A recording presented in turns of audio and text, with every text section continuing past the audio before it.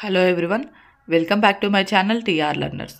ఈరోజు మనం ఈ వీడియోలో doctor BR Ambedkar open university degree first ఇయర్లో బీఏ అయినా బీకామ్ అయినా బీఎస్సీ అయినా ఎవరికైనా సరే జనరల్గా ఉండే ఒక సబ్జెక్ట్ జెండర్ సెన్సిటేషన్లో భాగం 1లో జెండర్ చారిత్రక నేపథ్యం అనే మొదటి పాఠాన్ని ఈరోజు ఈ వీడియోలో మనం తెలుసుకుందాం.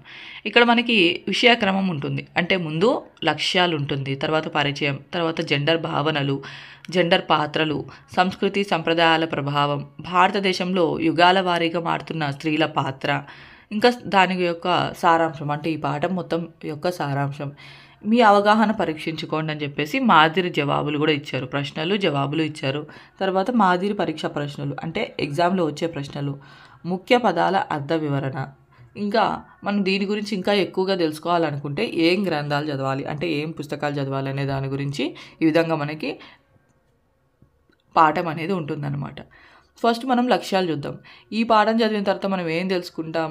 జెండర్ భావన స్పష్టమవుతుంది, జెండర్ స్వభావం, జెండర్ పాత్రలు అవగతమవుతాయి, జెండర్ పాత్రలపై సంస్కృతి సంప్రదాయాల పాత్రను విశ్లేషించగలుగుతాం, యుగాల తరబడి మారుతున్న స్త్రీల పాత్రలను గ్రహిస్తారు. ఇంకా పాఠ్యభాగ పరిచయం